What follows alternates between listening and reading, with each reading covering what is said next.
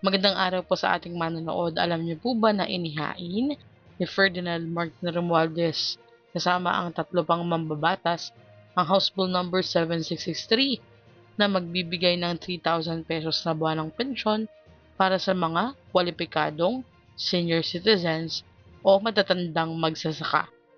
Layunin ng panukala na mabigyan ng seguridad sa pananarapi ang mga magsasakang edad 6 years old pataas na hindi tumatanggap ng pensyon mula sa GSIS or Government Service Insurance System at Social Security System or SSS at ano pang pribadong retirement system. Ayon sa mga may akda, makatutulong ito upang mabawasan ang kahirapan at hindi na umasa sa pamilya ang mga benepisyaryo.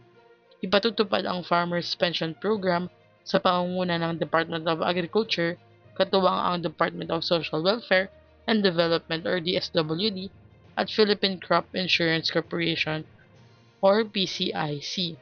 Bukod sa pensyon, may nakalaang hindi bababa sa 50,000 pesos na life insurance at hanggang 25,000 na accident at disability aid para sa indigent at disabled farmers.